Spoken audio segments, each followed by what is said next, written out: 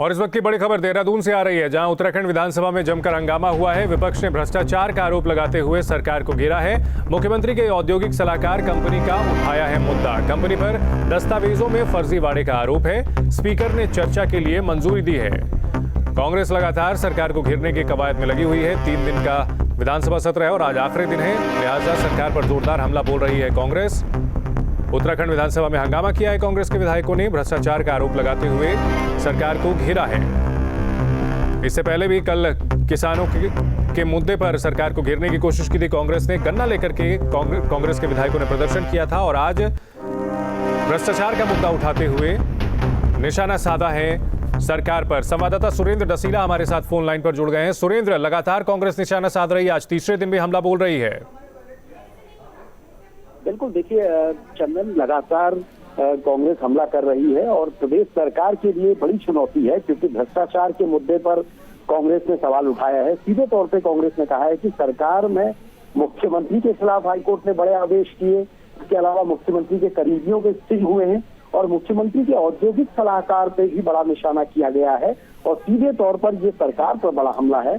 सरकार को इसका जवाब सदन में देना होगा। सरकार को ये बताना होगा कि जिस तरह के आरोप विपक्ष के लग रहे हैं उनमें कितनी सच्चाई है। कुल मिलाकर आप ये कह सकते हैं कि सदन के भीतर विपक्ष सरकार को घेरने में अभी तक कामयाब रहा है, क्योंकि सीएम के औद्योगिक सलाहकार उनके बहुत करीबी माने जाते हैं। कई बड़े मामलों में इनकी राय शुमारी दी जाती है और यहाँ तक सूत्र बताते हैं कि कई बड़े कॉन्ट्रैक्ट, जो बड़े ठेके हैं, उनमें भी इनकी कहीं ना कहीं सहभागिता होती है या फिर इनकी सहमति होती है। तो इसलिए ये बड़ा निशाना है। और अगर कांग्रेस के विधायक इस मामले को सदन में उठाते हैं और सदन इस पर कोई कार्रवाई करने के आदेश देता है या सरकार सदन में सही जवाब नहीं दे पाती है, तो ये सरकार की बहुत बड़ी किरकिरी होगी, क्योंकि सीधे तौर पे अब मुख्यमंत्री पर हमला है, उनके औद्योगिक सलाहकार पर हमला है। जी चंदन, बहुत शुक्रिया सुरेंद्र पूरी जानकारी के लिए। तो कांग्रेस ने विधानसभा में हमला बोला है। उत्तराखंड विधानसभा में कांग्रेस का हंगामा, मुख्यमंत्री के औद्योगिक सलाहकार को लेकर फर्जी कंपनी को लेकर सवाल उठाए हैं। भ्रष्टाचार के मुद्दे पर सरकार को घेरा है।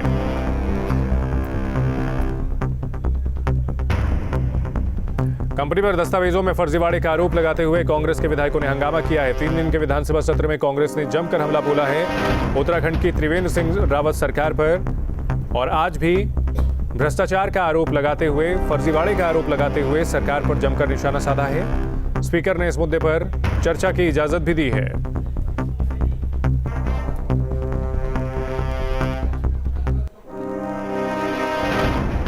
उत्तराखंड में 3 दिन का विधानसभा सत्र, जिसमें विपक्षी पार्टी कांग्रेस ने लगातार सरकार पर हमला बोला। कल किसानों के मुद्दे पर घेरा था, आज भ्रष्टाचार के मुद्दे पर सरकार पर सवाल खड़े किए हैं।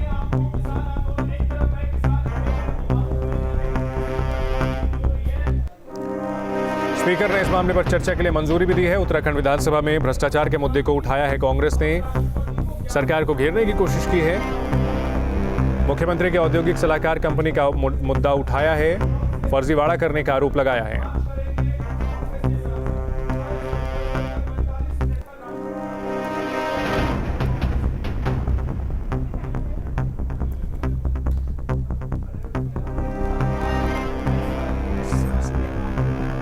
सुरेंद्र डसीला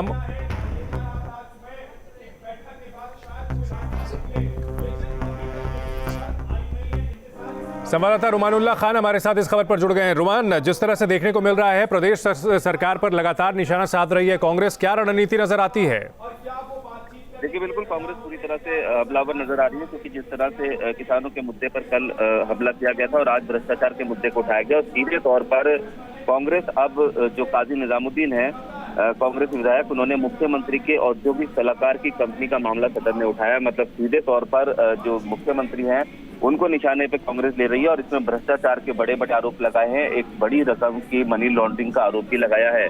सीधे तौर पर हालांकि सरकार की तरफ से विधानसभा में कहा गया कि मामला जो कोर्ट में है उसका सदन में चर्चा नहीं हो सकती, लेकिन इस पूरे मामले पर जो कांग्रेस है वो हमलावर नजर आ रही है और उसको लगता है कि उसके हाथ सरकार को घेरने के लिए जैकपॉट लग गया है। क्योंकि जिस तरह से सीधे तौर पर जो कंपनी है वो मुख्यमंत्री के औद्योगिक सलाहकार की है, तो ऐसे में सीधे तौर पर मुख्यमंत्री के ऊपर हमलावर रोकने की कोशिश में कांग्रेस पार्टी है। जी, हमारे साथ सुरेंद्र जुड़ चुके हैं। सुरेंद्र, अगर बात की जाए कांग्रेस के आरोपों की, तो इस बार निशाना सीधे सीधे सीएम त्रिवेंद्र सिंह रावत है और उन्हें घेरने के लिए जोरदार घेरेबंदी कर रही है कांग्रेस।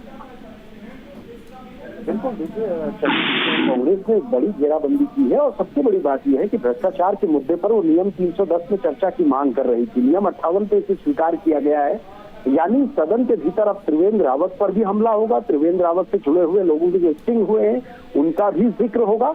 और सबसे बड़ी बात जो काजी निजामुद्दीन ने उठाई है, उन्होंने कहा है कि मनी लॉन्ड्रिंग का मामला है, सीएम के जो औद्योगिक सलाहकार के पवार हैं वो उनके करीबी हैं, उनका रुतबा ऐसा है कि सरकार से लेकर शासन तक उनकी बड़ी पैठ है। कई बड़े जो काम जो प्रदेश में होते हैं, कॉन्ट्रैक्ट से लेकर इंफ्रास्ट्रक्चर के, उनमें भी उनका बड़ा योगदान रहता है। और ऐसे में उन पर बड़ा हमला होना कहीं ना कहीं सीधे सीएम पर बड़ा हमला है। सरकार को जवाब तो देना ही होगा, लेकिन ये भी बताना होगा कि जिस तरह की बात सीएम कहते हैं, भ्रष्टाचार पर जीरो टॉलरेंस की बात कर रहे हैं, वो बातें सही हैं और वो बिल्कुल सही है, क्योंकि आज विपक्ष ने जो मुद्दा उठाया है ये सीधे सरकार पर हमला है, सीधे मुख्यमंत्री पर हमला है। और कहीं ना कहीं पिछली सरकार पर अगर देखें तो औद्योगिक सलाहकार की भूमिका पर विपक्ष ने सवाल उठाए थे, यानी बीजेपी ने सवाल उठाए थे, और आज एक बार फिर मुख्यमंत्री के औद्योगिक सलाहकार पर सवाल उठने का मतलब साफ तौर पे सीएम त्रिवेंद्र रावत पर बड़े सवाल उठ रहे हैं।